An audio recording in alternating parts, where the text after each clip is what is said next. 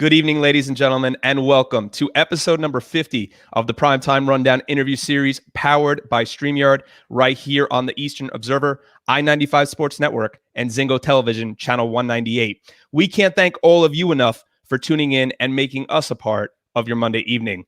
I'm your host, Ian Schraier, and what better way to celebrate this milestone episode than by welcoming in the leader of the governing body of athletic communications professionals. We're talking about the president of CoSIDA, as well as the associate athletic director for strategic communications at Gallaudet University, Sam Atkinson. Sam, first of all, a very happy Thank Your SID Week to you, and thank you for spending some time with us tonight. Of course, Ian, and thank you for that, and also thank you to you and what you do in the SID business, but to all SIDs during CoSIDA Membership Recognition Week, and thank your SID. And we're very happy to have you, and thank you so much for that, Sam. But before we get started, we invite our viewers to join the conversation. If you have a question for Sam at any point during the show, we ask that you please drop it into the comment box, and we will try to answer them throughout the evening. And also a reminder that tonight's interview is available for download on Apple and Google Podcasts, or you can subscribe to the Primetime Rundown on Spotify and iHeartRadio and tune in that way. So, Sam, let's get started here. You're CoSIDA president. You're also an associate athletic director. You're obviously juggling a lot of responsibility, but how have you yourself been able to manage all of these responsibilities in the wake of an ongoing pandemic? You're starting heavy here, Ian, with a big question. So it's been a unique year for everyone, without a doubt. And this year, more so than any other year, has been a difficult one with everything going on with the pandemic. Basically, since March, everything's kind of been upside down for everyone, and I'm sure a lot of us are chomping at the bit to get back to some type of normalcy. But you know, there is light at the end of the tunnel, but we're just not there yet. And you know, trying to juggle, you know, your personal life, dealing with your work life, and then on top of that with CoSIDA, it has been a difficult year. Is trying to make sure you know, checks and balances and with everything, but we're getting through it. And you know, I think sometimes when there is, you know, they always say when there is a crisis, never waste a crisis. There's always an opportunity within a crisis. Try to find that silver lining, even though it's, you know, we've had some difficult conversations at the Gallaudet level, at the CoSIDA level this year. You know, we will get through this together, and hopefully we'll come out better on the other end. And I think we've learned a lot in this field of SID work, but also in the field of collegiate athletics. I think we've learned a lot about our business and how we can improve and how we've been able to streamline a lot of things with technology. And, you know, I think we'll see a big difference just in how collegiate athletics looks moving forward.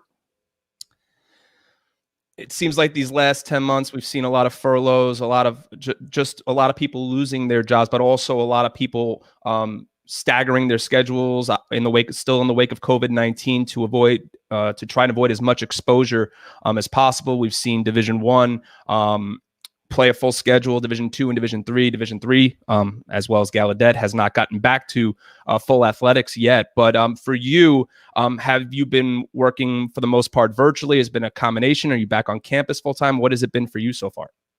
Yeah, you're looking at it. I'm here in my basement.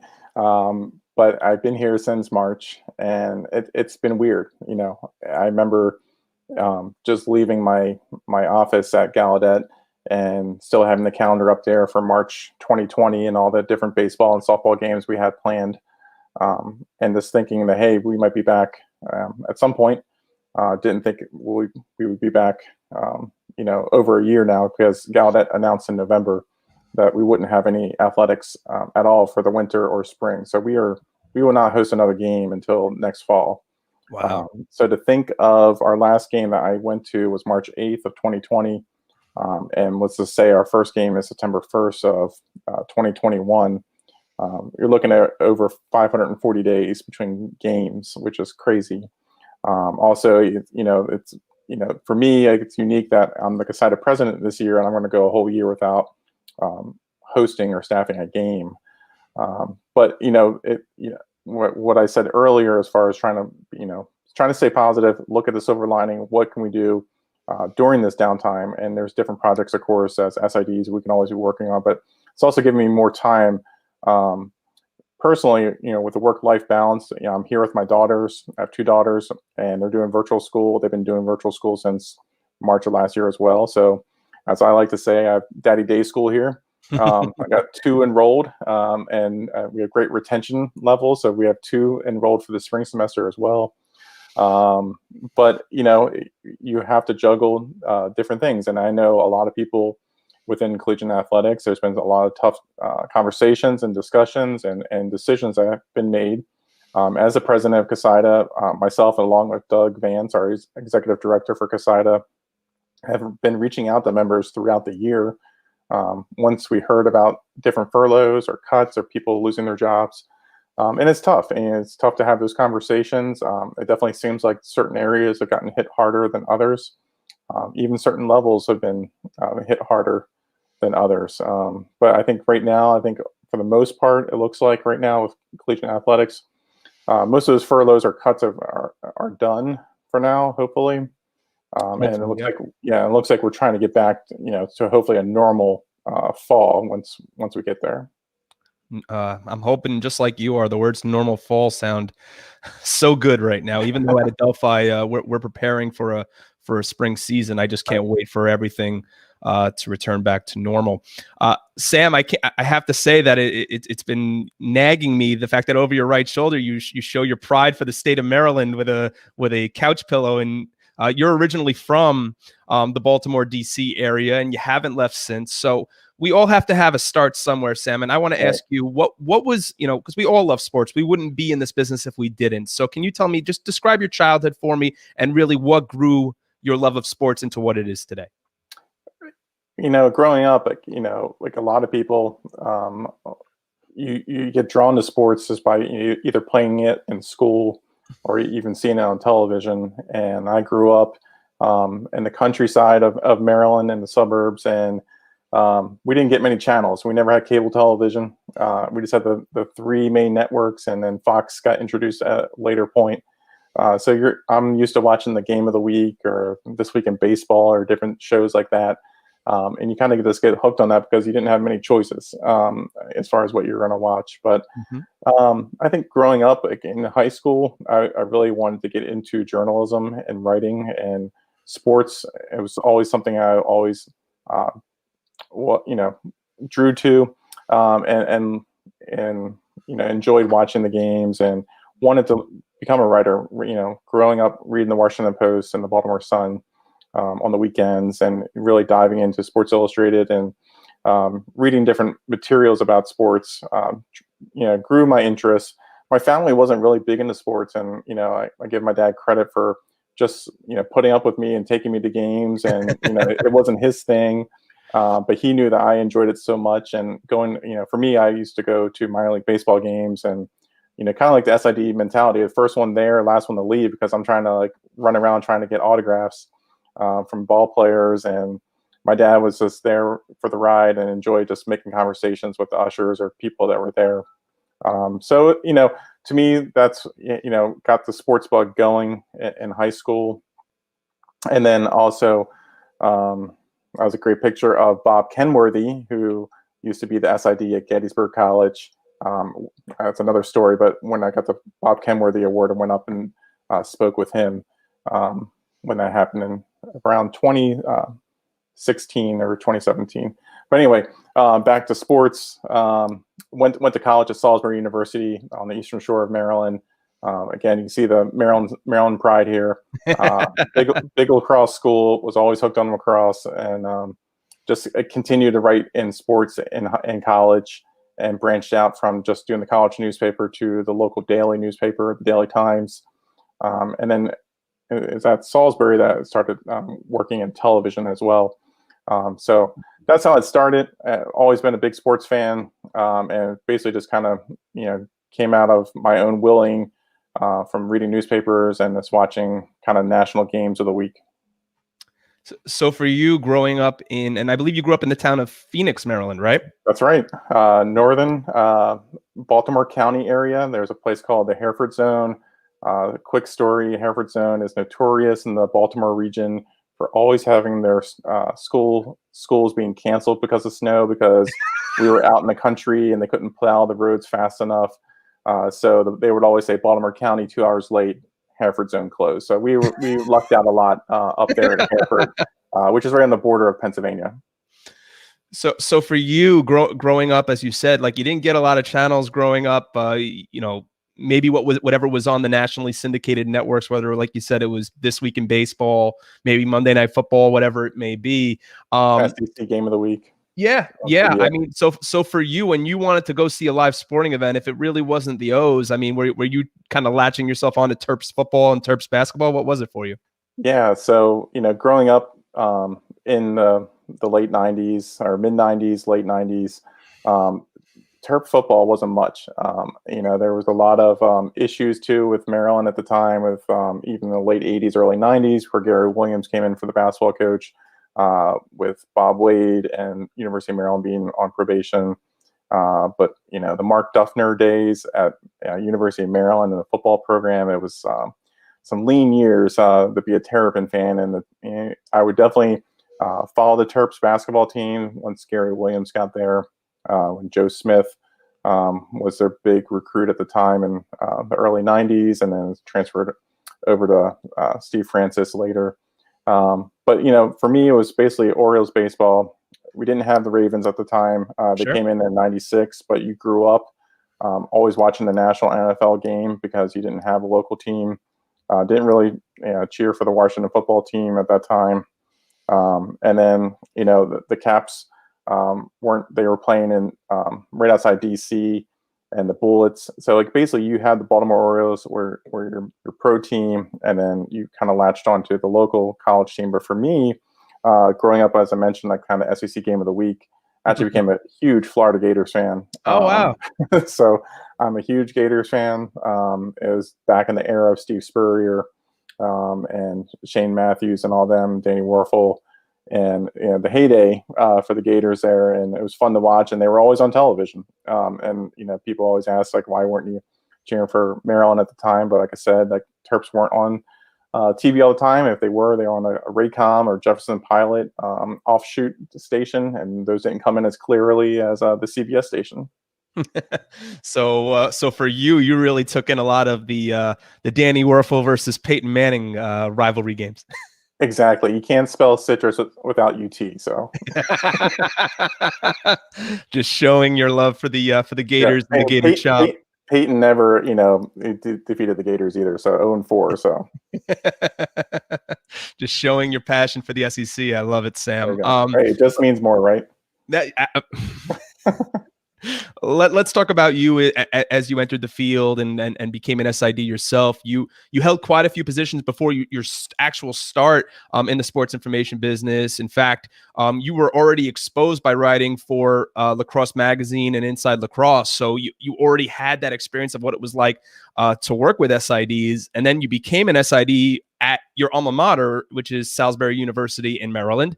And coincidentally, from your time working with Lacrosse Magazine and Inside Lacrosse, it's a Division III lacrosse powerhouse, Salisbury. So, and you also worked in the TV industry for a short time. So what made you decide between all these experiences that being an SID was for you?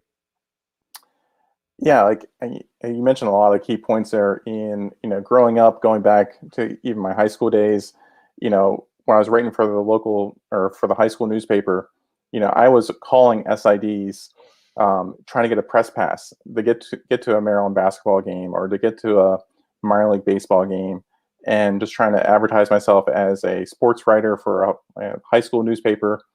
Sometimes it worked, sometimes it didn't. Of course, I was never going to get the press pass for North Carolina at Maryland or Duke at Maryland, but the SID, Chuck Walsh, who's now the SID at Florida State, he would give me a press pass to come down to one of the games right around the Christmas time. And it was not one of the marquee games, but I was able to get that experience, being a media member and being at a collegiate game. So that's where I first got exposed to it. And then, of course, when I was at Salisbury University, I was completely into the student radio, the student newspaper, and even the student run television station. Wow. So working with the SID there, Paul Ohanian, he now works at US Lacrosse, but he was a legendary SID at Salisbury for over 15 years. And worked with him, but I still didn't understand completely what an SID was. But I just knew I had to go through them to get interviews or to be able to sit in the press box. But over those 4 years working at, being a student at Salisbury, you got to know the SID and the role better. And then, of course, as you mentioned, kind of in the 98, 99 timeframe, I started freelancing for Inside Lacrosse magazine and started doing the Face-Off yearbook roundups, basically doing the Division III capsules and Division II capsules. Which still exists today, right? I know a lot of Division II lacrosse stuff, and your experience at Adelphi is one of the top programs in D2 Lax. So to me that was again working through SIDs to set up these different interviews for lacrosse coaches and getting those lacrosse coaches on the line when you're a junior or senior in college and writing those stories. Again, it's like what I try to tell a lot of people is like my whole background of doing newspaper, television, and also websites was basically leading me to become an SID, because now as SID, we have to have all these different types of skills, but I just didn't know it at the time. Maybe looking back at it, I probably would maybe change up my approach in my career and maybe in college as far as getting that experience maybe sooner. But I think it helped working in television after college, writing in newspapers during college, and then when you mentioned going to Inside Lacrosse, that was my first exposure to running a website. Oh wow! And being their first content manager and running InsideLacrosse.com, and then later going over to US Lacrosse and running laxmagazine.com and uslacrosse.org. So I think again, it was all those experiences led me to become SID at Salisbury, which was my alma mater, in 2006. And really at the time, I mentioned earlier, Paul Ohanian came from Salisbury to US Lacrosse, and we kind of flip-flopped. But I've been working with 3 other gentlemen in the US Lacrosse communications team who were all former SIDs, and basically was getting prompted to go become an SID. You dipped your feet in so many different ponds, even though you had that background, should we say. So for you, when you, granted, when we're talking about 20 years ago, what the SID business was then to what it is today, we're talking 2 different stories, but at the same time, it still wasn't just your typical 40-hour-a-week job. So from all these experiences that you had, it didn't make you stray away from the sports information business. No, I think anybody that works in sports, I think we all feel fortunate to be working in sports. You're getting paid to go to games, you're getting paid to write about sports. So to me, this kind of always felt like a dream job. Like I always kind of knew, even from my high school days on, that I was going to work in sports somehow, some way, work in the sports industry, and didn't completely know what it was. I think growing up, I always wanted to be like the next Bob Costas, like a lot of people wanted to at that time, or to be on ESPN. And that's why I think in college, I really tried to do the TV bit, and worked and interned at different TV stations, had an internship at CNN, and had that experience, but then understood later that how difficult the television business is, and just knew that I had my talents I could use somewhere else.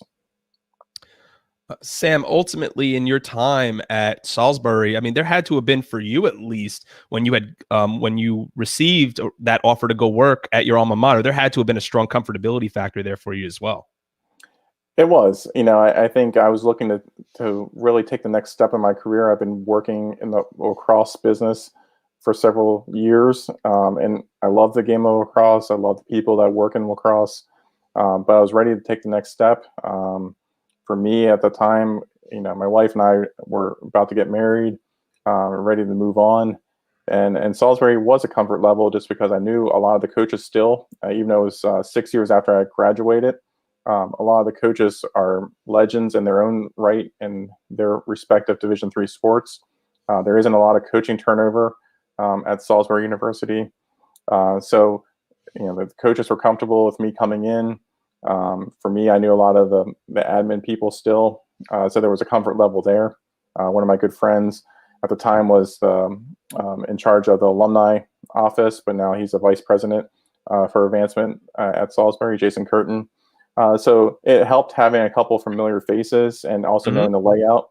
The one thing, Ian, that I will say that I wasn't comfortable about was just being an SID.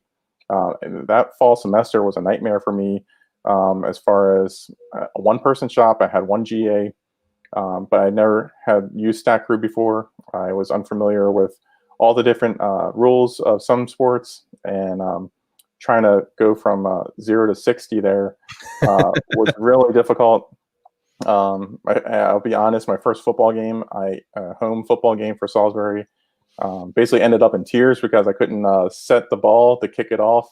No. We lost the coin flip, so I had to switch which team was kicking off, and I couldn't even get that right.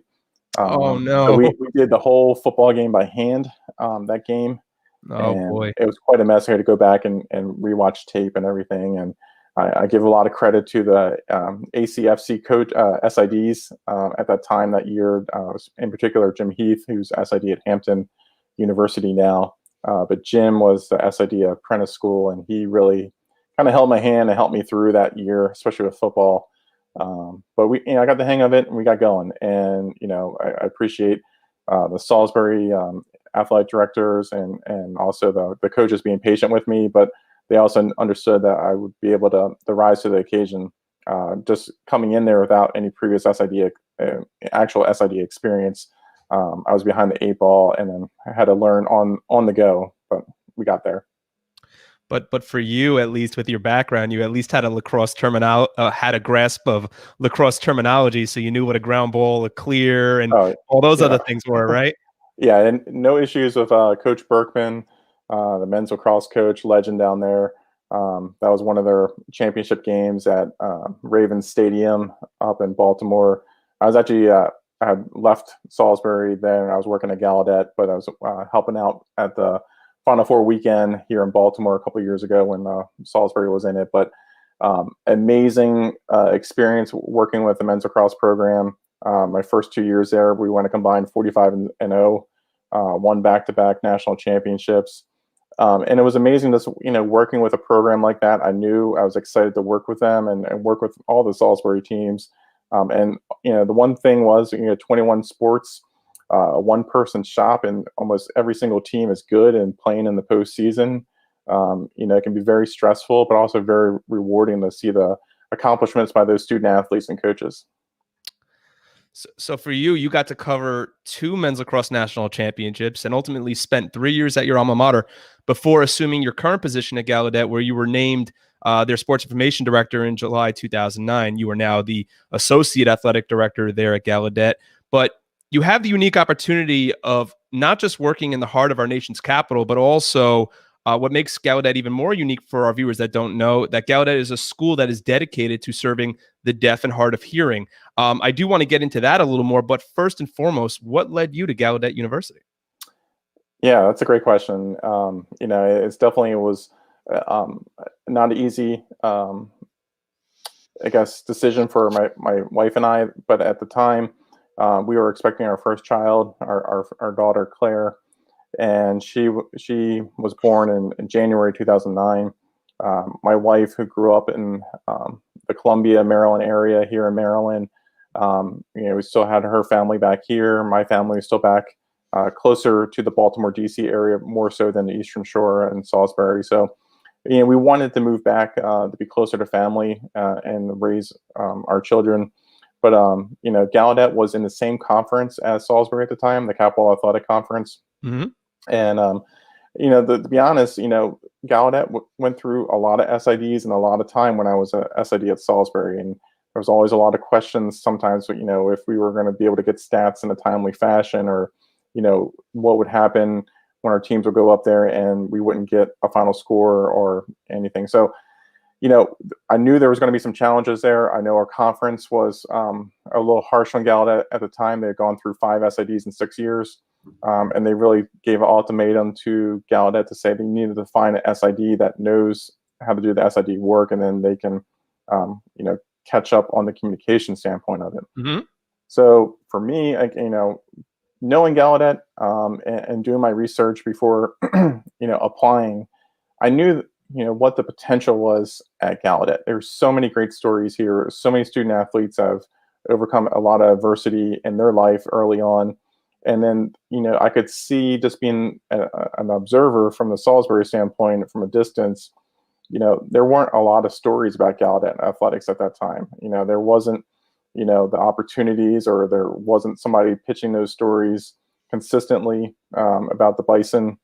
And I looked at this as an opportunity to go to Gallaudet and be able to be that bridge from the student athletes and coaches to the media, and share the different accomplishments that those student athletes have done and earn.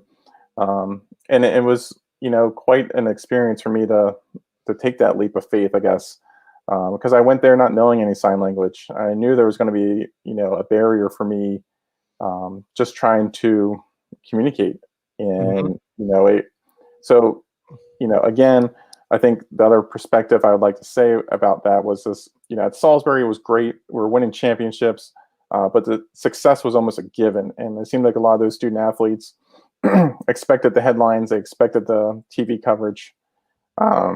So, looking at Gallaudet, there was, we don't always win, but we have so many great stories that really can transcend a sport, or can transcend a division in a way sometimes, and catch national attention that, I wasn't going to be able to get that at Salisbury in a way. And again, going back to being a storyteller and being able to, help that program at Gallaudet get the recognition that they deserve, and that they need to help get their brand and their name out there.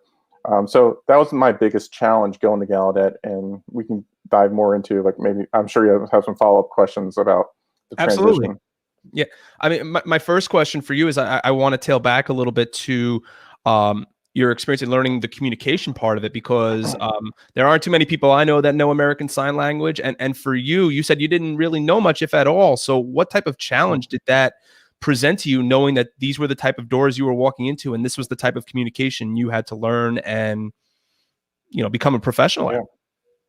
Yeah, like, going back to my college days, Ian, one of my roommates, one of my best friends too, is a guy named Ralph Lusby.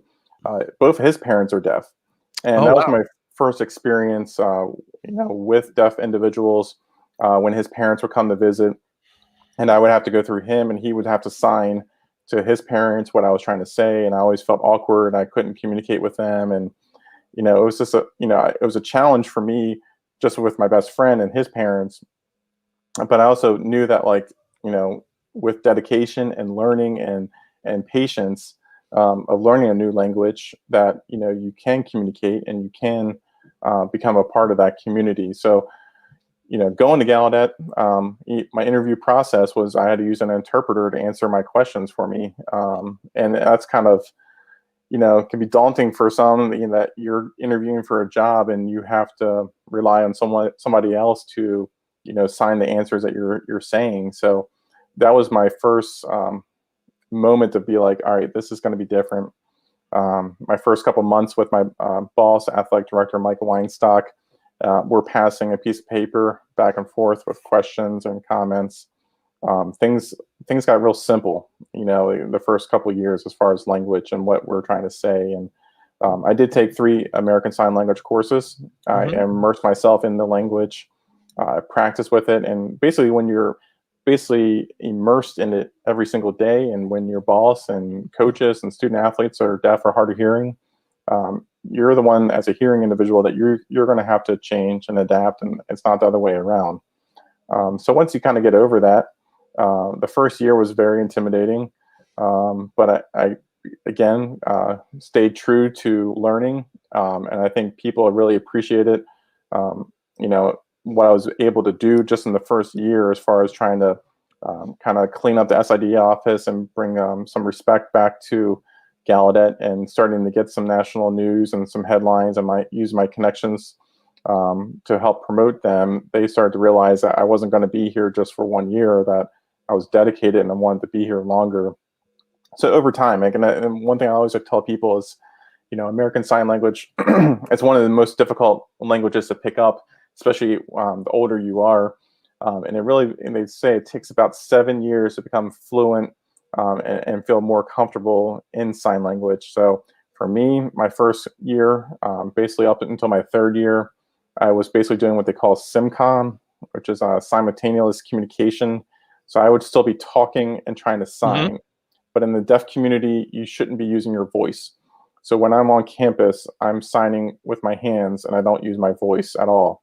I might help mouth some of the words when I'm signing them, but I never usually talk when I'm signing and working with individuals on the Gallaudet campus. So that didn't really come until after my third year that I was able to finally turn off my voice, and really, like they had warned me, that it really wasn't until the 7th year there that I really felt more comfortable and had more of respect from the deaf community. You had mentioned you had said that in your first to third years, now you're in 12 years in at Gallaudet, and you had mentioned before that how much of your work has garnered a national audience. I mean, stories at Gallaudet have been picked up by the Associated Press, Sports Illustrated, the Washington Post, the local and nationally recognized newspaper, USA Today, CBS Evening News. I mean, I can go on, and on top of all of that, your coaches, your student athletes got to take a trip to the White House and meet the Obama administration and meet the former president, the former first lady, and now our current president of the United States, Joe Biden. So how rewarding of an experience was that? But also ultimately for you, how rewarding is it for you every day to work with these type of student athletes? That's a great question, and I love it, and I love being a part of that Gallaudet community, and being able to recognize our student athletes. Of course, on our websites and social media platforms, but of course, whenever I can get them in their local hometown newspapers or television stations. But of course, the national news is kind of like what's really put us on the map the last couple of years. And you mentioned the Obama administration and us working with them. When I mentioned earlier about leaving Salisbury, my alma mater, and coming to Gallaudet, these were some of the reasons why. And knowing that we have the opportunity to have those exposures that we probably wouldn't have at any other school. We can see the Washington Capitol, and we can see the U.S. Capitol from our campus. We're just in the northeast sector of the District of Columbia, but basically from our campus, you can see the Capitol. So what happened with that invite to the White House, it was kind of unique and funny story at the time was our baseball team had won our first conference game in over 150 conference games. Wow. It was an 11-year streak. We had not won a Capital Athletic Conference game, and we ended up beating Stevenson in baseball, and it happened on April 1st. So it was April Fool's. So wow. Our players would use their video phones or call back to their families and tell them, "Hey, we won our first conference game." And the parents were like, "No, you didn't. You guys always lose." And so it's like they thought it was an April Fool's joke. And I was able to contact my contacts at the Washington Post, and we were able to pitch a story like, "Hey, look at this. Gallaudet won its first conference baseball game in over 11 years. 150 some losing streak has come to an end." Ended up running on the front page of the sports section. Got picked up by the Obama administration because basically the next 2 weeks. New York Yankees were coming to town to be recognized for winning the World Series. The Obama administration had a couple different teams from the local community there for the help fill the room, I guess. But they invited the Gallaudet baseball team. They had a couple other teams from the DC, Northern Virginia area there as well. And our coach, Curtis Pride, a former Major League Baseball player, the only deaf baseball player in the modern era, is our coach, and he had served or played a year with the New York Yankees, so there was a connection there. So we had that opportunity. From there, Coach Pride got selected later onto President Obama's fitness and health team, and that's where we had opportunity to meet Michelle Obama, First Lady Michelle Obama, and go to their fitness and the president's fitness and health committee. They had, a couple other, like Carl Edwards from NASCAR. They had Teddy Bruschi from the Patriots. Michelle Kwan was there, and some Wow. other dignitaries that were part of that. Drew Brees was part of that committee at the same time. So we got exposed there and met Michelle Obama. And then another time was it was a Title IX celebration at George Washington University, and they were inviting different women's teams from the DC area, collegiate teams, over to GW, and that's where now President Biden, at the time Vice President Biden, was overseeing that with Arnie Duncan, the Department of Education leader there. So the names you were rattling off just sounds like the who's who of Olympians and professional athletes. And I just truly, Sam, admire your work at Gallaudet. And even before you became CoSIDA president, CoSIDA has recognized it as well, just as an organization, and presenting you with the Mary Jo Haverbeck Trailblazer Award, which is an award that's presented annually, usually at a convention that we have in person, to someone who has mentored and helped improve the level of ethnic and gender diversity within CoSIDA. So what did it mean to you to be among just a small group of people to receive such a distinct honor?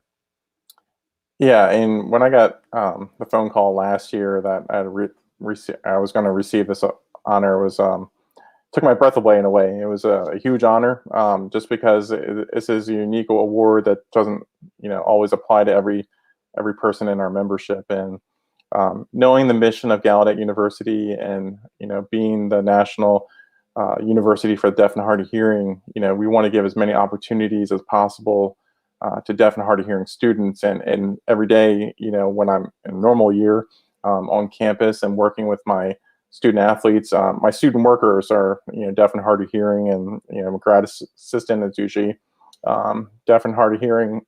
So it's a whole different perspective when you're student workforce. You basically have to communicate in a different language. Our spotters and how we spot games can be different.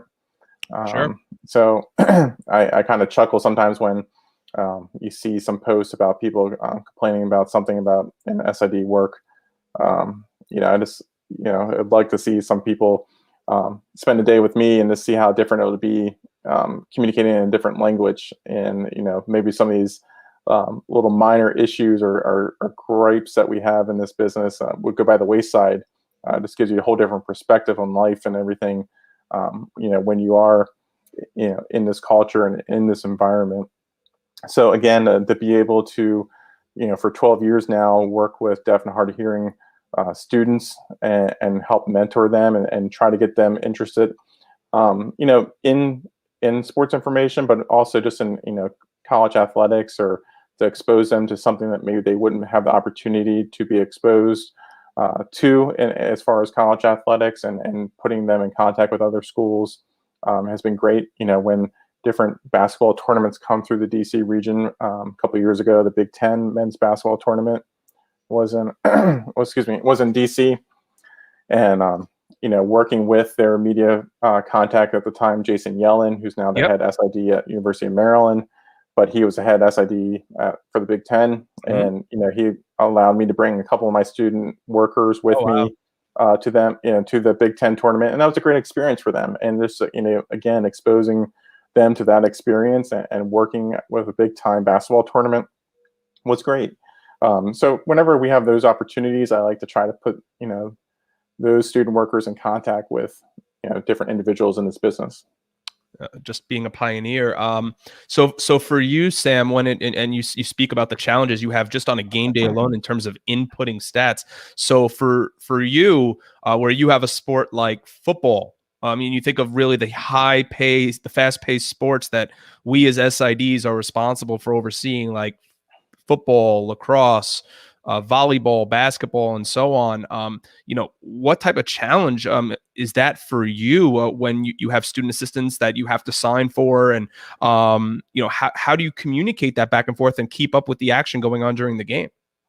Yeah, it's not easy sometimes, that's for sure. And sometimes, especially when it comes to volleyball, we do try to maybe work with an assistant coach that might be able to voice that could help me out. Also have a good connection with the Georgetown University Sports Industry Management Program. It's a graduate program for sports industry. And sometimes those students over there need internships. So sometimes they'll work with me in the Gallaudet Sports Information Office. And so those individuals can help out when we have a fast-paced sport like that.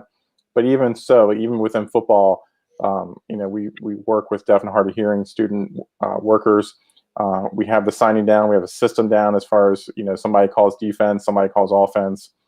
We try to keep the signing to a minimum, just so we know it's going to be fast paced, and knowing what numbers and what they're signing, we do our best to follow that. But yeah, it can be quite cumbersome on that. Our press box can be chaotic. Luckily, to some degree, we don't have a busy press box. We don't have a lot of media coming to games on a day by day basis. It's only when we have these national stories that media will show up for a game day. But for most games, we have a controlled environment where it makes it a little easier to focus in on the game and just kind of focus in on signing. I understand that. There's a good picture of our setup there. You can see the lovely press box. It's open air, so it's great on a sunny day like that. But we've had some bad games when we've had some rain and cold temperatures. So that's our softball setup. So we don't have So when people complain about not having or have some issues with their press box, or the heat's not working on their press box, I'll take a wall or a press box over some of the situations we have. So for you, or I see the garbage bag. Are you also an advocate for the cardboard box as well, or what? You got to be creative, Ian. And we've used plastic bins, so you've used the tarps, the plastic bins. Sometimes when it's too hot out, we'll use that to try to keep the computer cool. We use umbrellas to keep the sun off our back. And then sometimes keep the rain or snow off of us as well. So one crazy setup one time is with going back to that football stadium. It was a snowstorm and it was a soccer game in October.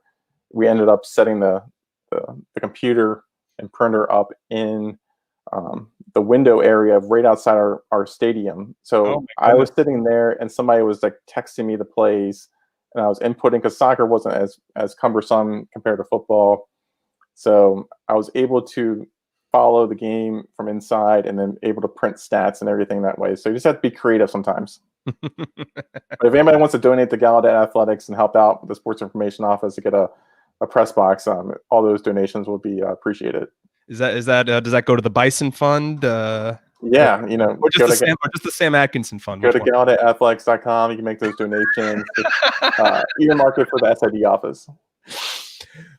Sam, you've also had the opportunity of doing something that many of us in our field aspire to do, and that was you served as the national, and you just rolled off, but you just served as the national chair for 2 years on the NCAA Division III Men's Basketball National Committee, which means you yourself had the final say in the championship field for the NCAA Division III Men's Basketball Tournament for the last 2 years, and SID doing this no less. So what was that experience for you, just to represent SIDs as a whole and just for you individually?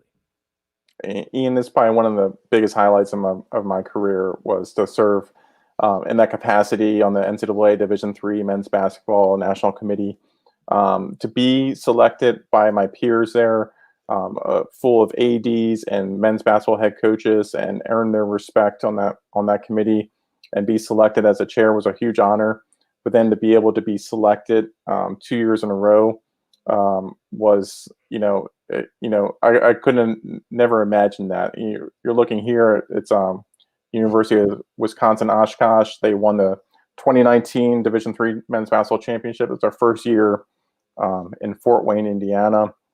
So that was a huge honor for me to be able to announce the national champion. You see it on the different Division I championships when the chair gets up there and introduces the team and it passes off the trophy. So that was a huge honor. But just really to work on that committee for 4 years and learn more about the whole process of what goes into selections, what goes into regional advisory council or committees, the RACs and the regional rankings. It was huge. The site selection process of and how the bracket is formulated. It was very eye-opening to me. It was a great professional development opportunity and really a benchmark for my career. And the one thing I would say when I have opportunity to talk about this is just to get more SIDs involved and participate in the NCAA committee level. It's only in the last couple of years that the NCAA finally opened it up to SIDs to apply to be on these committees. And there's been some other Division III SIDs, Scott Musa at Shenandoah, Bill Gorman up at Wentworth, have all served on Division III committees. Some former SIDs, David Petroff, who's now with NCAA Stats. Yep. He was on the women's basketball committee when I was on the men's basketball committee. Ira Thor, Jersey City, is not in the SID field any longer, but he was recently on the baseball committee. So it's great to see more SIDs being a part of these sport committees and other committees by the NCAA. The one thing I'll say is it was interesting to me. My first year, we went to Salem, Virginia for the Final Four for Division III, and a lot of the members of the national committee at the time, for those ADs and even some of those head coaches, they have never been to a national championship or hosted an NCAA tournament on their campus, so they didn't have that same experience that a lot of SIDs do. Because if you're not hosting, NCAA tournament or a conference tournament on your campus, a lot of SIDs we volunteer and work out with other national championships. I think bringing an SID onto these NCAA committees, especially these sport committees, should almost be mandated, especially at the Division II and Division III level. Excuse me, because we have so much of a game operations background. We know what goes into the post game. We understand the press conferences. We understand the stats and everything that goes into that, and even just the signage and just the little details. And that was the comments from the committee members when I was a part of this. My first couple of years was, that Sam is picking up on all the minor details before the NCAA liaison or other, host people are picking up on these details that haven't been done yet. Because that's something that as SIDs, we look for the details. We don't try to just say that's good enough. Like, we want to make sure that experience is the best experience for the student athletes and coaches that get the chance to participate in the national championship. So, I think just having an eye for that, I think it would benefit a lot of the NCAA sport committees, and hopefully one day you'll see, SIDs too on the Division I committees, where it's much harder for them to get nominated because they have to be nominated by their conference office. But I hope more SIDs, especially the D2 and D3 level, that serve on these committees and show their worth, will have the opportunity too at the Division I level. So personally, for me, I felt maybe some added pressure as the chair of a men's basketball committee to kind of go above and beyond those 2 years when I was serving recently. And but I took it was a huge honor, and I know I spent a lot of time devoted to that because I also wanted to make sure that help pave the way for other SIDs to serve in that capacity. Mm-hmm. Yeah, and I know I could speak for myself, and I had never served on a rack before, and I had recently applied to serve on a couple of Division II racks. So it's something that I know I myself, even with 15 years in the business, want to get involved with, and recommend all our viewers that are fellow SIDs that want to do the same. And I want to bring up something here real quick before we shift the conversation here, Sam, is that, I was actually talking to Ira, and he had told me that you have a somewhat of a niche for rapping in an elevator.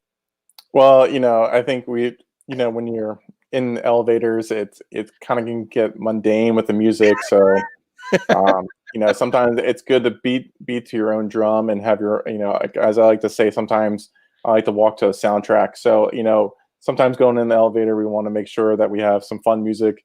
And if a dance party breaks out, it breaks out. So, Sam, I want to shift the conversation now to your involvement with CoSIDA, which has ultimately resulted in your current presidency here in the 2020-2021 academic year. And before you became president, you served on such a slew of committees and ultimately became the chair, of the CoSIDA Goodwill and Wellness Committee. And just stick with me here because I just want to talk a little bit about what this committee really does. And this is a committee that has just continued to thrive since its inception. It continues to raise funds for worthy causes year round and just give back to the community. It's such a vital part of bringing community service to the convention. You yourself have orchestrated 6 community service projects, as well as organized what we know as what was the first and now annual CoSIDA 5K run and walk. And today, the CoSIDA Cares hashtag has actually become a well-known staple. And other programs have been introduced, such as the Volunteer 15, which you helped organize, and the CoSIDA Fitness Challenge. So I know that's a lot to take on, but I know from my years going to CoSIDA conventions and seeing you up there at the podium to represent that committee, when you look back on all of the work that began with you and this committee, can you believe, even more so now as CoSIDA president, where you see it today, to see the vast progress that has been made by it? It's been amazing to see what this committee's turned into be. I think it doesn't give a complete justice if I don't share a little bit about how it started, though, because Sure, absolutely, please do. my first convention was in 2007 in San Diego, and at the time, before going out, I wanted to get involved. It was my first year going back to Salisbury, my first year at Salisbury. Couldn't wait for my first CoSIDA convention. I wanted to get involved, so I signed up for a committee and I sent my name in, and I got assigned to the charity committee. I'd never been a part of a committee yet, so I was happy to be a part of this. So went to the first charity committee meeting in San Diego, and myself and only one other person showed up. And the other person was Ryan Klinkner. He's the SID at St. John's, Minnesota, another Division III football powerhouse. And he and I never met. We just started talking, and then Debbie Kopp, who was a former SID at Oklahoma, was in charge of committees on committees. She comes in and she was shocked that anybody showed up for this committee. She's like, we haven't had anybody show up for the charity committee for years. So you guys are the first 2 to show up. So you guys can be the chair and the vice chair. And so we started off basically like that. It was like Ryan, a grassroots committee, more or less, just piecemealing it together. Yeah, and like if anything, I think the story here is for any individual, just even starting out off in SIDs, your first year or 2, like get involved. See an opportunity and take it. So Ryan and I became great friends. We started building this committee up. We started rebranding it. Got rid of the charity component of it as far as just the name, and started to focus in on using goodwill as far as the charity and volunteer part of it within the wellness, because it ended up being the Goodwill Committee for a while, and then it switched into Goodwill and Wellness later once we added the fitness part of it. But looking at the SID industry, there's a lot of us that could do better. I know myself, I could do better as far as eating, the hours that we work, the press box food, not exercising enough. So that became a big focal point for us. There was at the time too, so a lot of SIDs have been passing away just because of their health, and it was tough news to see. But the other part of it too was the idea of the goodwill. Initially it was kind of giving back to the host city for the CoSIDA convention. So we started hosting volunteer service projects at the host, or at the city that we went to. And that just kind of built up over time, and we would take donations in during the registration, and we would donate them to the charity. We would take a busload of people over to, during the CoSIDA convention, over to either a shelter or a different area that we were helping in the community, and have our service project there. We started in Marco Island in 2011 with our first 5K. It was on the beach. It was awesome. It was probably the most beautiful 5K we've ever had.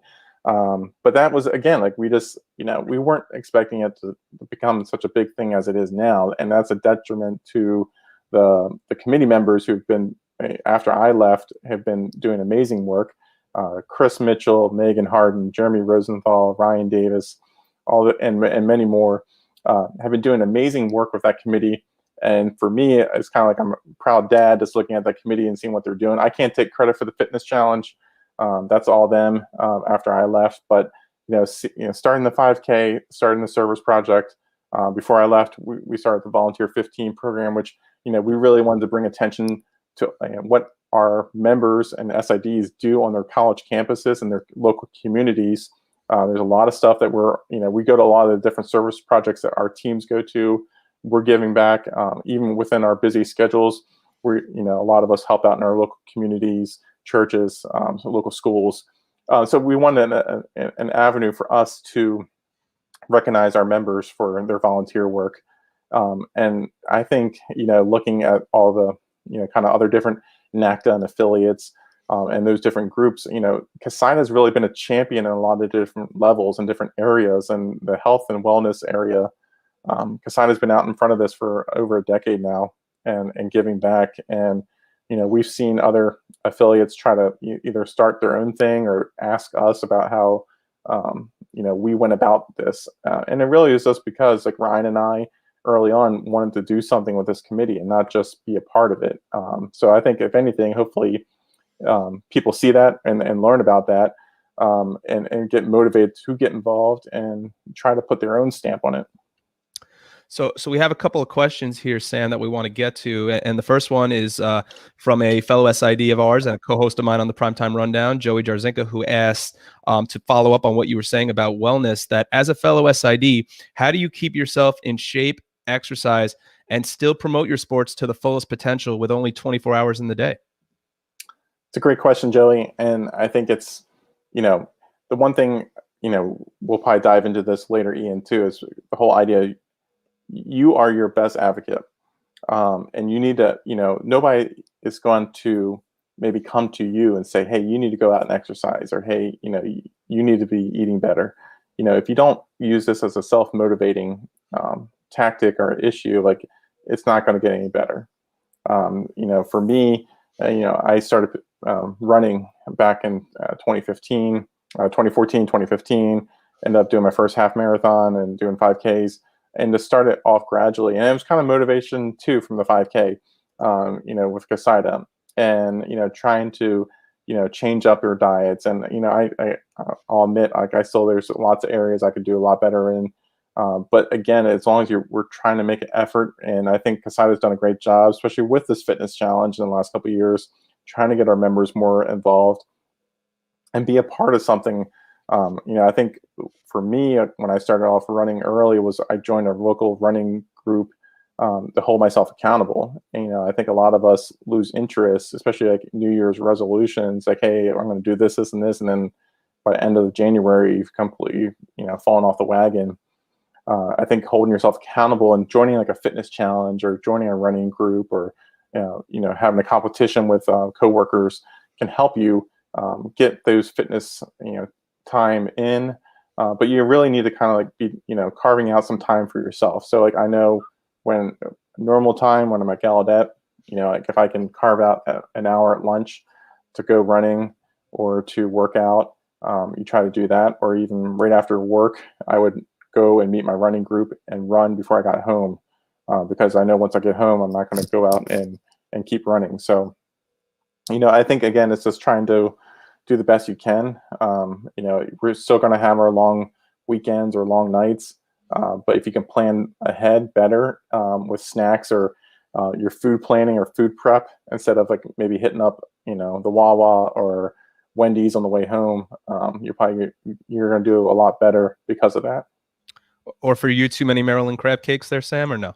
Yeah, I mean, luckily you can't get crab cakes in the fast food industry. So, like, for me, it's like, Chick-fil-A or Chipotle are downfalls for me sometimes. And getting back to what you were saying on a more serious note, just to be able to have that work-life balance is just so important, Sam. It is very important. I know it's always easier said than done. I think anybody that works in industry like sports, or even like the music industry, if concerts, like whenever you're working in entertainment, it's difficult just because of the way the hours are.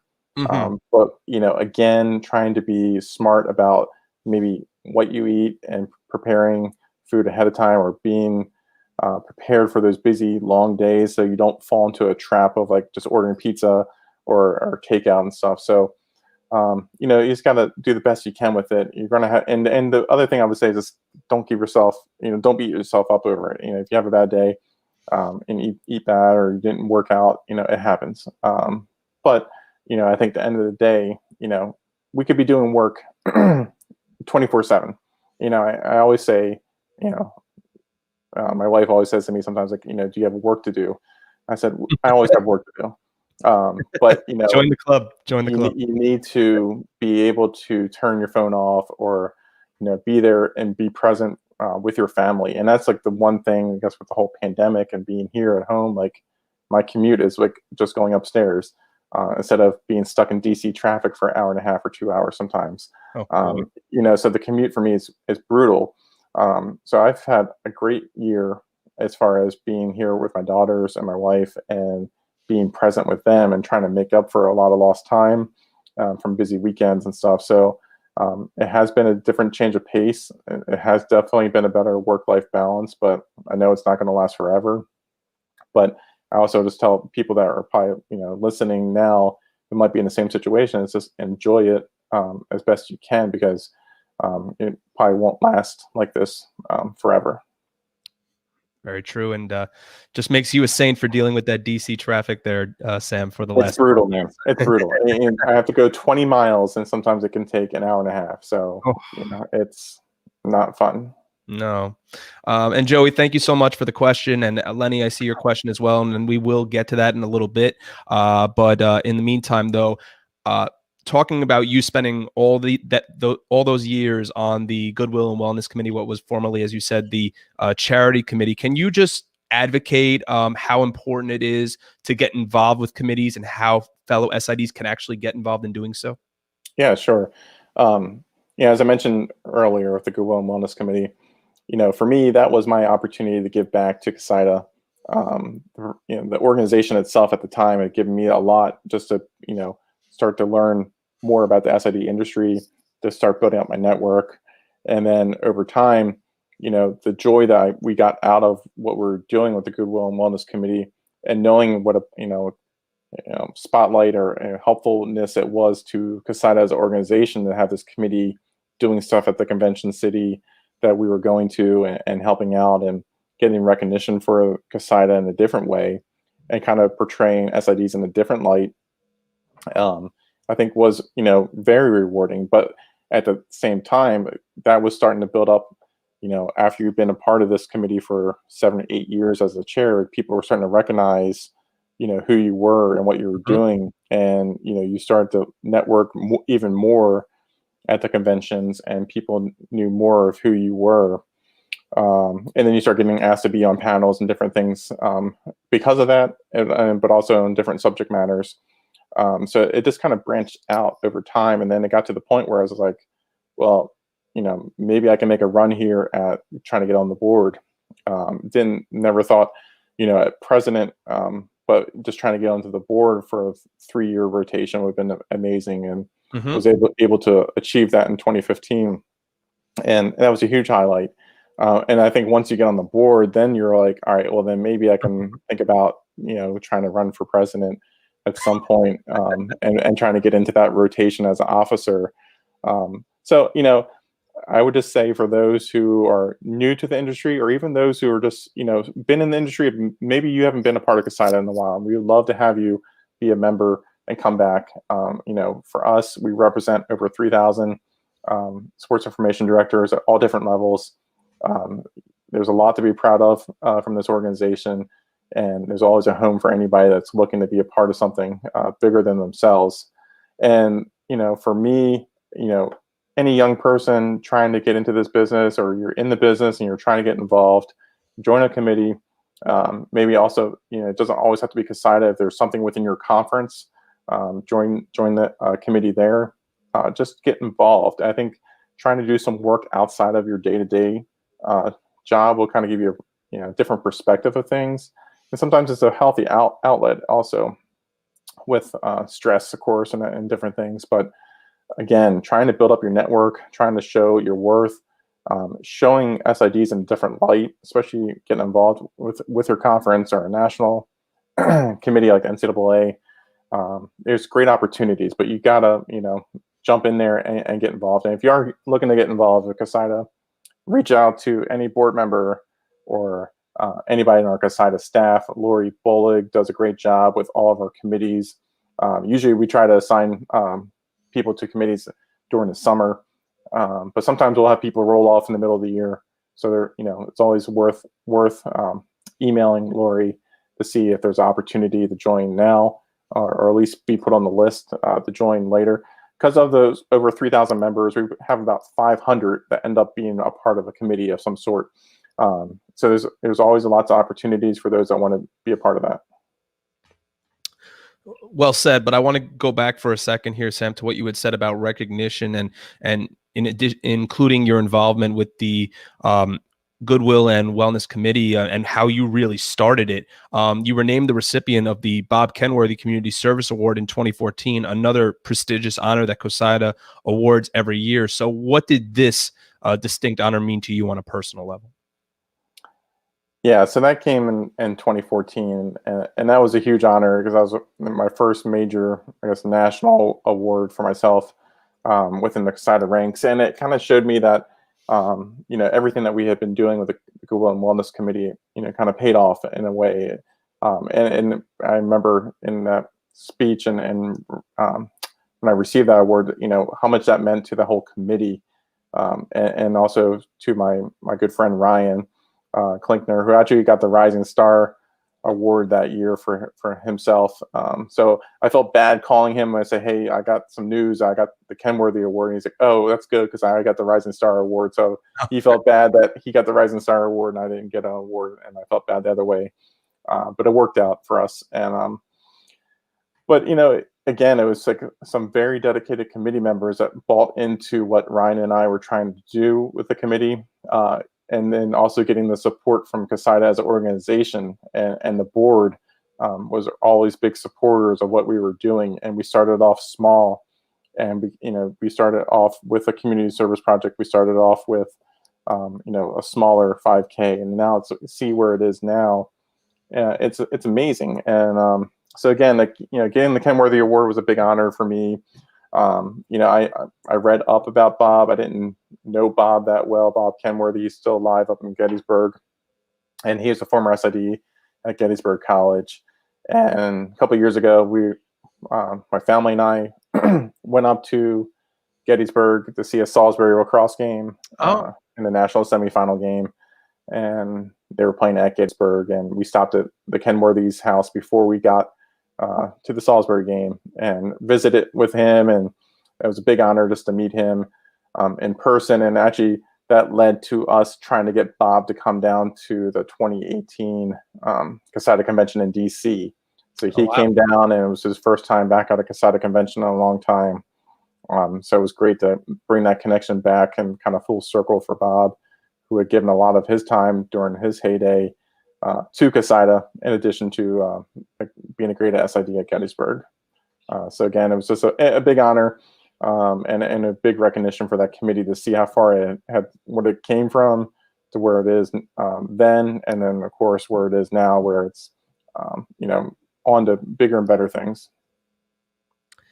So Sam, let's segue now into your appointment. You had already kind of initially discussed it, your appointment to the CoSIDA Board of Directors in June of 2015, as you made your way up the chain to your current role of president. So initially, when you received this appointment to the board, what was that like for you to know that you would have the opportunity to give back to the field that has already given so much to you?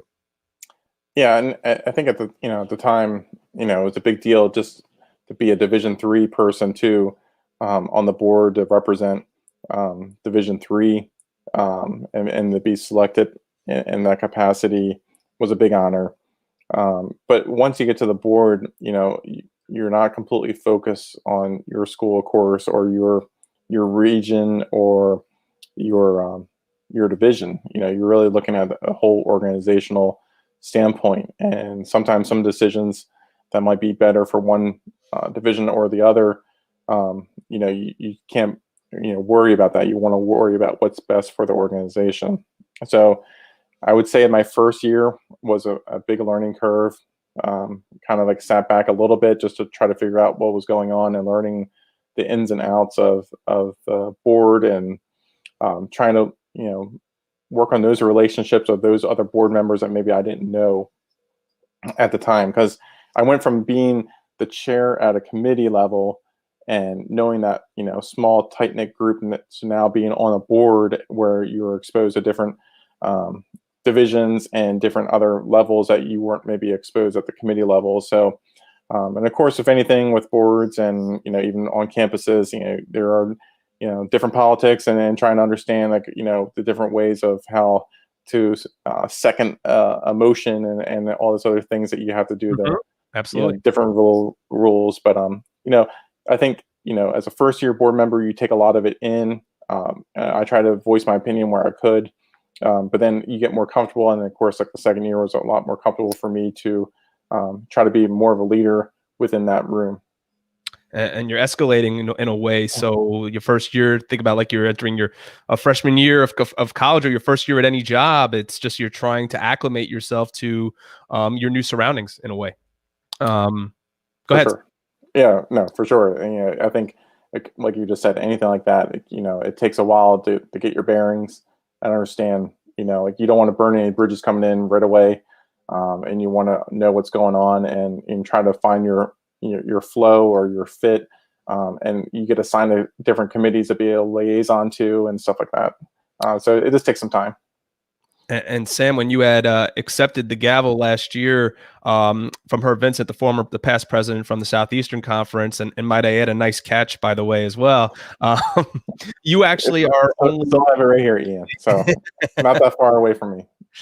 You're only now the second, and quote me if I'm wrong here, the second Division III president in the 60+ year history of CoSIDA. That's right.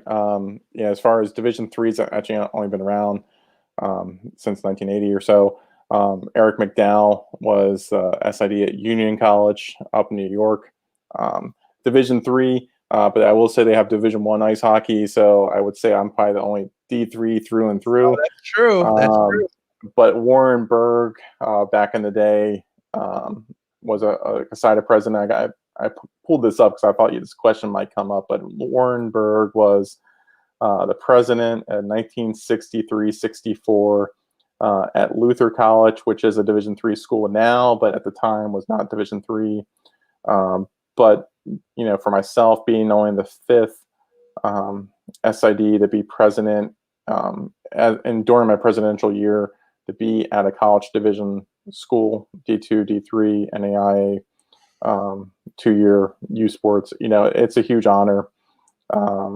Something that, to me, it was unfortunate not having an in-person convention to be able to show other college division SIDs that, one of their own have gotten to this level, to become the president of this organization, the 66th president.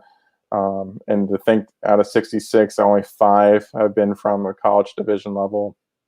And we're going to have back-to-back years now of college division with Cindy Potter from Columbia College, first NAIA official president, and our 5th female president in our organization. Is huge next year. So, it's a different time, and it's great to see all these different leaders. And, going back to the committee work, a lot of our committee chairs now, if you look at them, are a lot of college division leaders from D2 and D3 and NAIA and U Sports and the 2-year colleges. So it's great to see, individuals from those different levels who usually probably don't have as much manpower or resources as Division I level has, but those individuals are still putting in extra time to do the different works within CoSIDA and become future leaders for this organization. Let's rewind a little bit before the virtual convention in June and back to March, because at that point, CoSIDA and yourself, you were preparing to host the convention for the first year that it was going to be in Las Vegas, and then COVID strikes, right? So what can you tell the audience and me as well what that fateful day in March was like for you, not only as first vice president of CoSIDA and dealing with everything you had to deal with from a national perspective, but also at an institutional level at Gallaudet? So I have a different story of that day, that March 12th. Also going back to what we talked about earlier, being about the chair of the Division III men's basketball tournament. We were in our second week of the Division III men's basketball tournament at the time. I was driving from my Ellicott City, Maryland area, just outside DC, south down to Christopher Newport University in Newport News, Virginia, for the third round of our men's basketball tournament, where Christopher Newport CNU was going to be hosting Hobart College on that Friday night. So this was Thursday. I was driving down for the open practice day with the teams. And when I was driving down there, every 15 minutes, there was my phone blowing up, or there was a break-in on the news saying that the SEC tournament is stopped, the Atlantic Coast Conference tournament is stopping. It wasn't looking good for the basketball tournaments across the landscape. I was in touch with our Division III staff liaison in Indianapolis, and we had some, I guess, first indications of this the week before at Johns Hopkins. Was our opening weekend of the Division III men's basketball tournament, and that's where we had 3 other schools: Penn State Harrisburg, and drawing a blank on the one, and then Yeshiva from the New York City area was coming down to Baltimore for their first round game. And the Johns Hopkins was basically changed their setup for that game because they didn't want any fans, because there had been a report of a COVID positive test or somebody positive from COVID on the Yeshiva campus. So that was our first, I guess, dive into this at the NCAA Division III level. We had a lot of calls going into that game. I ended up going to that game. I wasn't assigned to be there, but being, basically 15, 20 minutes away from Johns Hopkins, where I live, and the NCAA liaison, Alex Mortallero, had a fly-in from Indianapolis because of the situation. It was unique, different, and just kind of the tip of the iceberg of where we were going in sports at the time. So, I think, COVID was so new, we didn't know it. A lot of the stuff that we, of course, know now. And kind of looking back at that, probably would switch, the way we did some things, of course, there. But we got through that weekend, and then we were full force ahead until that Thursday, when basically the night before the Jazz game, when Gobert tested positive, and that kind of started that snowball effect. And then driving to Newport News, and they were canceling games. Gallaudet, we weren't scheduled to play another game until the weekend for baseball, softball. So we hadn't made a decision yet from a Gallaudet standpoint, but basically later that afternoon, I was supervising Hobart's open or closed practice before their game on Friday night, and we got the email from Mark Emmert to say that all NCAA competitions was halted, and basically that was the end of the Division III basketball tournament. It was a shock. It was surreal. It was for me, it was my last year on the committee, and we had put a lot of work into that, and we were looking forward to that championship. That was going to be a joint championship. The Division III championship game was going to be played with the Division II championship game in Atlanta, alongside the Division I Final Four. So we had our eyes on that, and then all of that goes up in smoke, basically, with that email. So it was a big disappointment, of course. A huge disappointment for the 16 teams that were still playing for the Division III tournament at the time. Luckily, we were able to at least start our tournament. Division I never got to that point. But again, it was kind of surreal to see, basically those 8 hours of, me driving down there, all the different news breaking, and then being at the practices, and then basically having to tell a team, hey, you're not going to be able to play tomorrow. Your season's over. And it's, I can't look back at that bracket and not get sort of upset just to think of what could have been for those 16 teams. And how unique and special opportunity that was for Division III basketball. And, we probably won't see another joint championship for a while. And, look forward to whenever we do have that opportunity again. But, that was kind of like, the first major thing that hit me in the face with, the COVID-19 pandemic. And then just trying to get home the next day safely. And it was kind of, a little scary with all the different news reports. And I think a lot of us weren't sure what was going on. And ended up going to Gallaudet and just getting a couple computers because we were told we were going to work remote, at the time. And, I've been remote since. And I want to go back to what you had said about that tournament at Hopkins, because as a native New Yorker and someone who lives in New York, a lot of the attention when the world came crumbling down was at the last sporting event that took place, or collegiate sporting event that took place, was a game at Madison Square Garden, the Big East tournament between Creighton and St. John's. And for me, being from New York and knowing the SID from Yeshiva, AJ O'Hagan, who a lot of us do know. I was actually following along with the broadcast that whole weekend before everything had gotten canceled. So I remember following along with the broadcast and the report that Johns Hopkins was going to be the first school to close their doors to fans for the NCAA tournament so they could try and get those games played. And it was just such an interesting, at the time, before we knew what would become of the pandemic, it was just such an interesting time to see, hear no fans, no crowd noise. It was just players, coaches, scores table, and staff. So it just, we thought everything was thrown for a loop then. You fast forward a week and it was just a whole nother ball game. Sam, speak a little bit about, you had 3 months, albeit during a pandemic, to prepare for this presidential role. I can only imagine how you yourself in that situation were feeling if if this was a normal time and we didn't have a pandemic to deal with, about you taking on this presidential role. Now you have a pandemic that you're going to lead CoSIDA through. So what were the days like leading up for you, and how you prepared for the year ahead? Sure. Just to go back real fast, it was WPI was the other team that was at Hopkins. Yes. I had to look that up. That was bugging me. I apologize. But anyway, I think in March, we didn't know right away what CoSIDA was going to look like as far as the convention. We ended up making an announcement in April, alongside with NACTA, once those conventions were called off, and switched to a virtual format.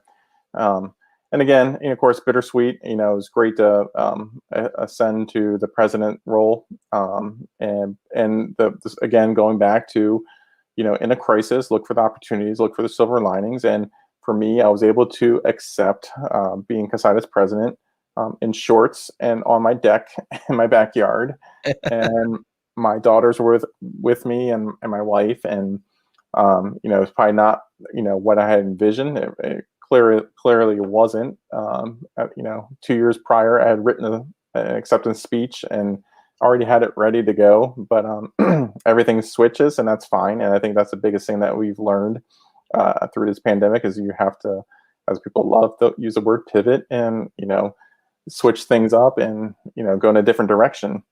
So for me, accepting the presidency was a huge honor, still is.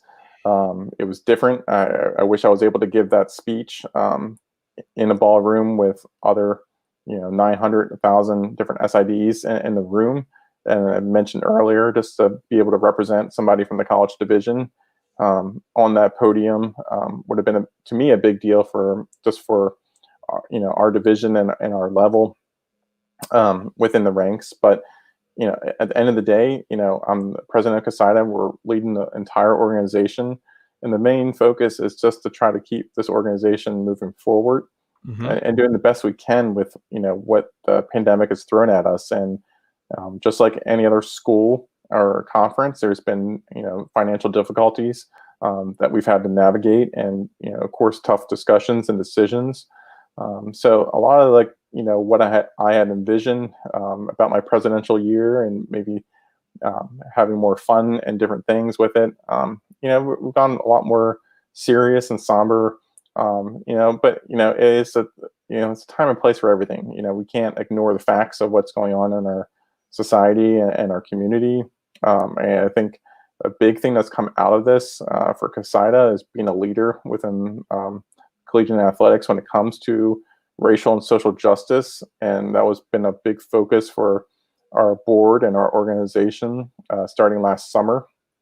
And, we've been able to host these different webinars, and critical conversations has come out of that. And seeing SIDs be leaders, dealing with how to get that message out from your student athletes on a serious subject.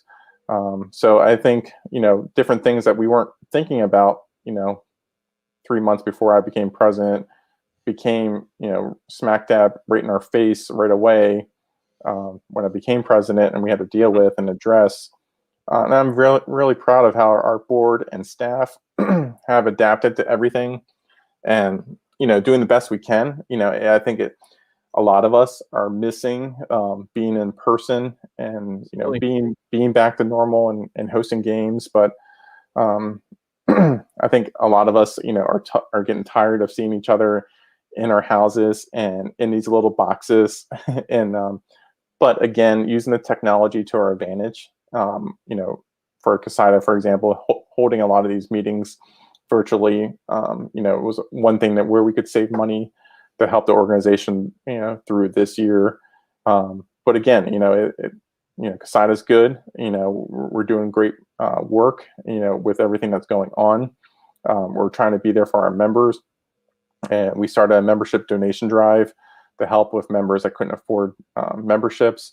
I think a lot of the different programmings and different outlets that we've provided to SIDs, our coffee shops, have helped with those outlets of connections. Again, not being in person and having that physical contact and seeing each other, but just being able to be there for a lot of people that might be going through some hard times. Well, we can say this, Sam, that we've all become pros in some way of how to work Zoom, Google Meet, and FaceTime. That's for sure. Without a doubt. So CoSIDA, unfortunately, I mean, as a result of the pandemic, the convention is going to go virtual again this year. So there will be no convention, at the Orlando World Center Marriott. So we'll hopefully all prepare for another in-person convention in 2022 back in Las Vegas. And at that point, this summer, you'll present the gavel, as it was to you last year, to Cindy Potter as the next president of CoSIDA. But I wanted to get to another question, and we do ask for all of our viewers to please have these questions keep coming in. And Lenny Reich, the famous, as I should call him, SID at Mount Union, wanted to say that, what do you think that you will take with you from the leadership opportunities that you have had going forward, Sam? Well, I appreciate Lenny with that question. Lenny is a proud member of our board and does a great job at Mount Union and representing Division III and being a part of the CoSIDA board. But I think when it comes to looking back at some point, when you kind of can relax from all this, it's interesting to look back at the different challenges you face, within this past year. Again, saying, like, looking for the silver linings. When there is a crisis, there is opportunity. And sometimes those opportunities are difficult at the time, but in the long run are going to be better for the organization, better for your conference, better for a national office. So, I would say, being adaptable and flexible, and I think the biggest thing, and I think a lot of SIDs are good at this, is just being able to listen. And see where people are coming from and perspective. And I think, if anything, this pandemic has also kind of slowed things down. I'm not sure about you, Ian, but for me, it's like watching some of these pro sports or even the college sports that are on television. It's just different. It doesn't feel right without the crowd.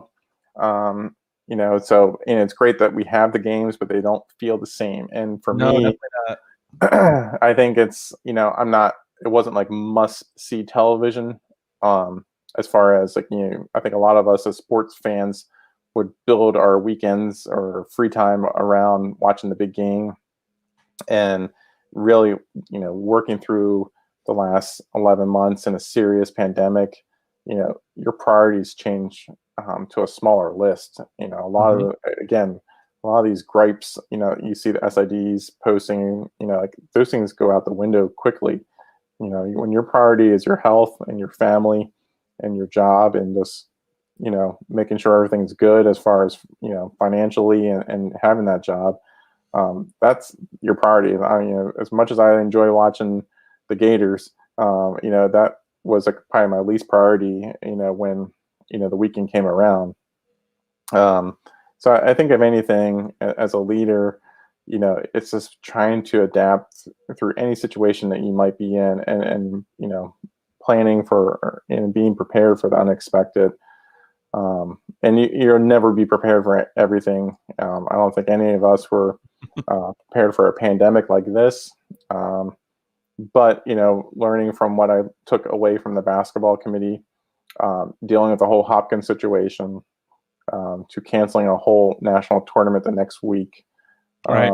It's just some experiences you wish you were never a part of, as far as having to cancel something like that, but just knowing the gravity of a moment like that, and how that's going to change history in a way, as far as looking back at Division III basketball, but also just the way things will look as in the history of CoSIDA, having 2 virtual conventions. Yeah. And I mean, look, you said it best there, Sam, that, we don't know how we all feel, but I could tell you from my side that if we have a spring at Adelphi, I cannot wait to get out there and freeze. And, in the cold March days for baseball and softball, I truly can't wait. I just feel so bad for our student athletes. And I know we all do at our respective schools, because that in the end is who we do this for. And aside from us loving the job, that's ultimately what it's about. So let's talk a little bit about the week that's coming to a close, and we had mentioned it in the top of the show, Sam. Thank Your SID Week, which came into its inception 5 years ago. It's CoSIDA's annual recognition week, hashtag Thank Your SID. And you've been on the board since this recognition week's been introduced. So we realize how vital it is to recognize the hard work of our peers and fellow professionals in the field. But how important was it for CoSIDA to start this initiative? Yeah, Ian, my first year on the board of directors, in 2015-16, Will Rollison, our associate executive director for CoSIDA, had brought this idea ahead to the board to think about. Hey, why don't we have a national SID day or week? And they started off with a little working group, and I was actually a part of that. I was as a member of that board, working with Will and a couple other members of our board at the time, and just as a working group, trying to build up to our first membership recognition week that was in November. And it's always kind of been in November, kind of that crossover time from the end of fall sports into winter. This year, of course, we had to make the difficult decision with so many sports not being played, so many different divisions not fielding teams, that the fall was probably not going to be the best time for us to roll this out. And we ended up opting to do this in January over the spring, just knowing the possibility of what the spring could look like for many of us was still up in the air, still is now, to be frank.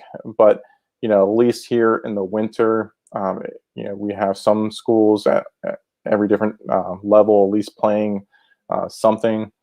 It's still not the same level as a normal year, of course. But looking back at this, this is our 5th year of Membership Recognition Week, our Thank Your SID. I think, remember the first year, it was like we were excited to try this, and then, it was, kind of lukewarm reception. It took a while, but we stuck with it, using our connections as an organization to our allies at the NCAA and our different media contacts, and really started to build this up. And it was really, I think last year was probably one of the best years as far as buy-in from maybe some schools we haven't heard from in a while.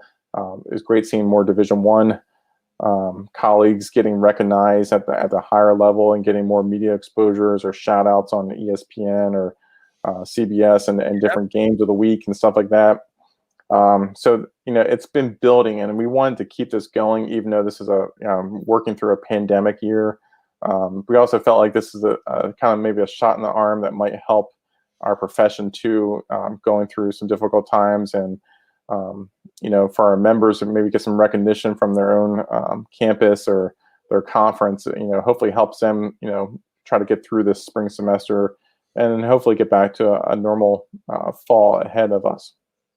And I think we also saw last year in mentioning about the Division I community, and we saw so many posts, as you said, from Division I schools and some really lauded coaches. Jay Wright from Villanova posting with his SID, John Calipari doing the same, Roy Williams at North Carolina, and so on. It's just fantastic to see all the recognition that a job that sometimes in a way can be very thankless is just getting all of this recognition.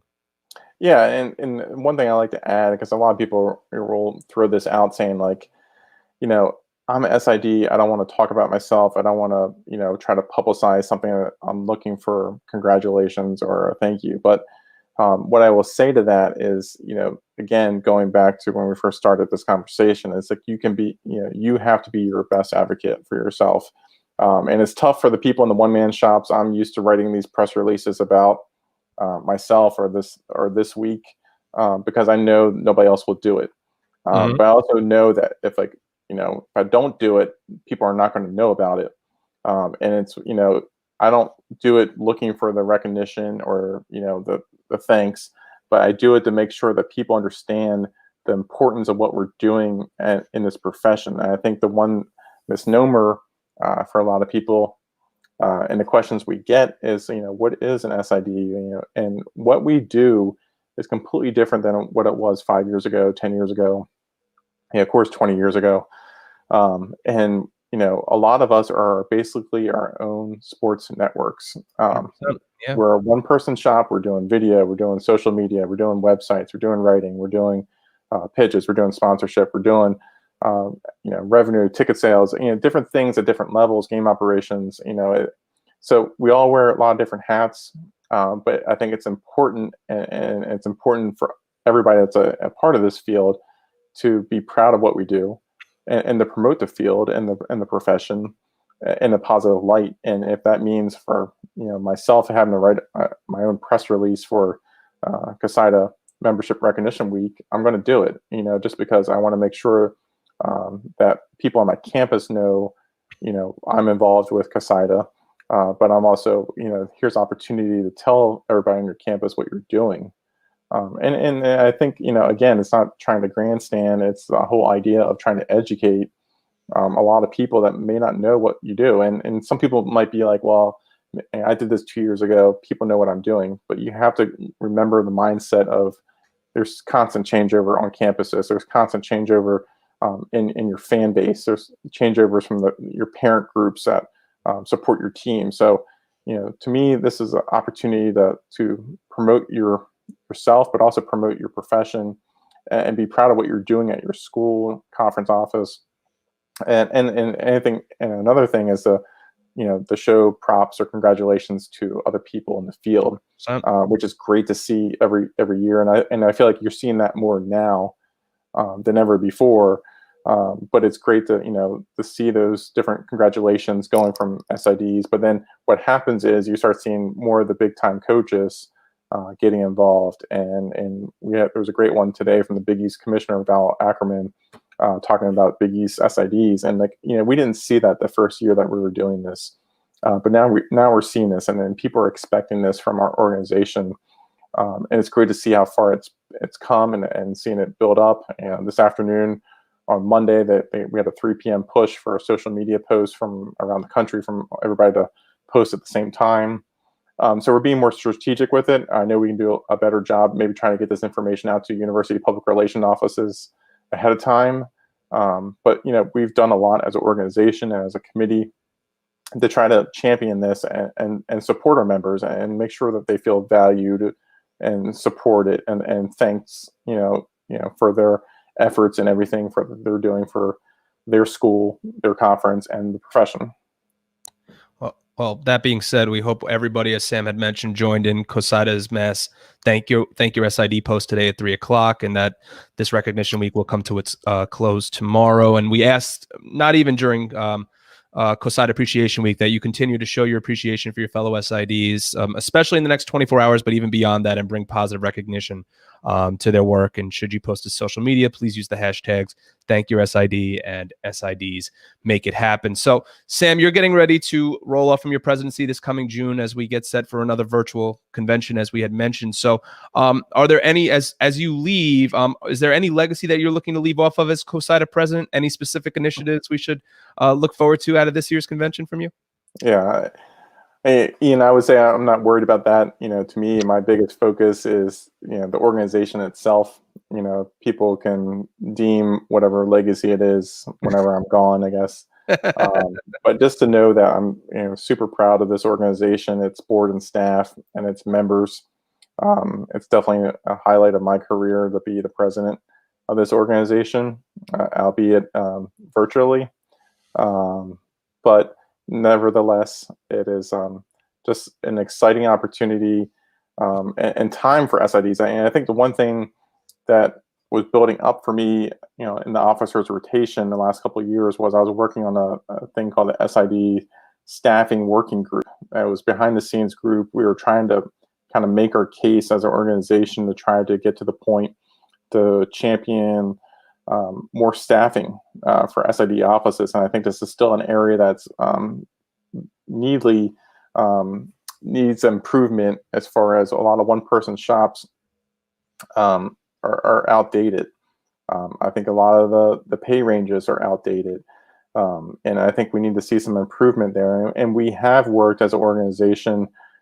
We worked with that Athlete Viewpoint recently with our survey to learn more about what's going on in different SID offices over the country and different divisions. And we got so much data that came out of that. And that was going to be our kind of jumping off point, this past spring into this SID staffing working group and trying to champion, more schools, more conferences, more divisions to try to add more staffing to the sports information offices. Because as we mentioned, being, basically your own sports network for your school, basically if somebody says like, Sam, we could, give you a promotion and more money, or I can give you another person. I would say I would take the other person. I need a multimedia person to help me juggle all the different video requests and all the different, photographs, video, graphic designs, all that stuff. And I know at the Division I level and some other levels, they do have that staffing and it's adequate, but it's also, assigned to certain sports. But for many of us, we're one, maybe two-person shops with just some student workers, and we really could use another body. Especially, even for me at Gallaudet, we only have 14 sports, but, in the fall, I will have football, volleyball, and soccer all going at the same time. And it is really difficult. So again, I think, as far as legacy, I'm not worried about that, and just want to keep, pushing forward with the organization. I think we're doing some amazing work, as I mentioned, about the racial and social justice. It's great to see CoSIDA continue to champion different initiatives and be leaders within collegiate athletics. And we're seeing, people coming to our webinars that aren't members of our organization because they're learning from us, and we're bringing in people that they want to hear from. So I think, if anything, it's just been great to see CoSIDA over time, following people talk about getting a seat at the table. I think, what we've done as an organization in the last 5 years, to become more reputable and be a source and be a place for solutions and be a part of the, crisis communications and strategic communications for a lot of conferences and offices and athletic departments has been instrumental. Sam, I now want to bring this conversation full circle, and we really started out talking about why we became SIDs, and I want to bring it back there because even though you've been in this business now for a decade and a half, do you ever say to yourself that as you look back on all these years that this is where I was meant to be? I was meant to be an SID? I think so. I think about that too. As I mentioned, my whole background was building up to becoming an SID, and I probably just didn't know it at the time. And, again, if I had to redo it, I would probably become an SID sooner than later than, what my career path was. But again, looking back at it, I love being an SID. I love this job. As difficult as some of these weekends and days are, again, it goes back to, you're getting paid to cover games and the write about sports and promote, for me, a unique university with some awesome stories and student athletes and coaches that I have a pleasure to work with. But again, it's, the nuts and bolts of everything. I couldn't think of a better job. Now, I will say, as I get older, and my family's, my daughters are getting older, it's tough not always being there on key events. So again, this year in the pandemic and being home, it's been awesome to be a more part of their lives. So that's where it gets a little difficult, and I think that's a lot of SIDs, across the nation have the same issues when it comes to that, like it's with families or starting families, or even dealing with your own family and your parents, and stuff like that, where there's life comes at you, and there's life moments that you have to deal with, and it makes it difficult when maybe you're stuck with being at a game, and there might be another crisis or something going on that you can't always be there for. Even of course, exciting things like a wedding or a Sure. birthday party and stuff. So, I think the people that are SIDs are super passionate about the profession. They do an amazing job, and they're just great people. And I'm proud and lucky to be associated with those individuals. So, Sam, that being said, who would you say have been just your biggest role models, your biggest inspiration to help you achieve what you have in life? Yeah, I think for a lot of us, it starts at home. My parents were big supporters of mine. My late father was a big supporter, and probably like my number one fan when it came to things. And he always thought it was so cool to the different games I would go to, or getting a press pass. And so I definitely wish he was still here with us to see these different moments of the last couple of years of me moving up in this profession, with the basketball committee, with CoSIDA, within Gallaudet. So for me, it starts with him and my mom, and then within the industry itself, I look at what a lot of the younger SIDs are doing nowadays.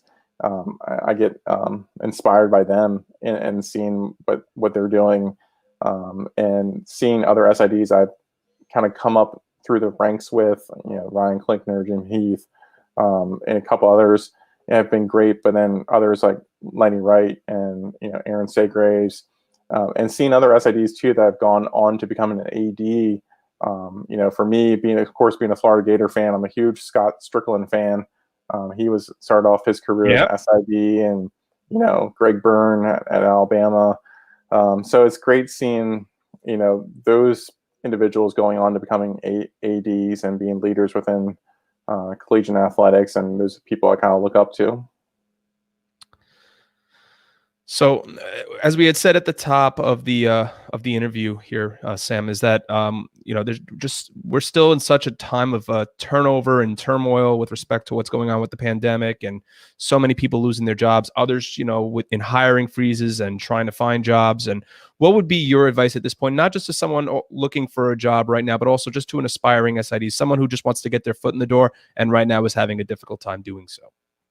Yeah, and they always say sometimes timing is everything. And unfortunately right now, it seems like this is bad timing across the board, not just in our industry, but in a lot of different industries.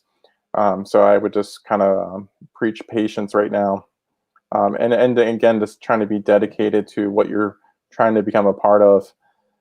I've answered a couple emails this year and tweets from individuals of the same question. And I would just say right now, if you're young and trying to get into this, if you're at a college, get involved with your SID office, trying to volunteer.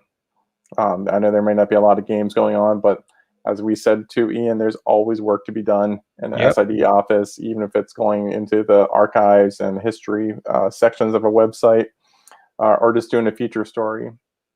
But I would also, no one will turn away help either, especially for when there's games going on. I think some free swag and food sometimes goes a long way.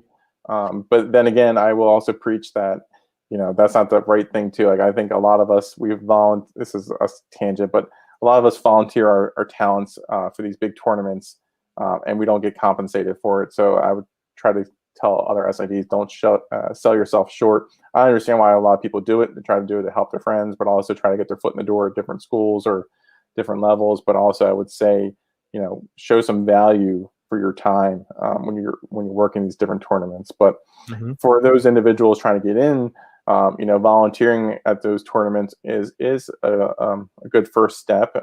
Getting involved with a local college is a good step, or a local minor league baseball team, or minor league sports in general, or even just working out at a high school with their sports. And you're starting to see some SIDs now, some high schools, and especially in like crazy football states like Texas, where they have full-time SIDs now at the high school level. So That's unbelievable. you never know where you might start. And to me, it's always like not where you start, but where you end.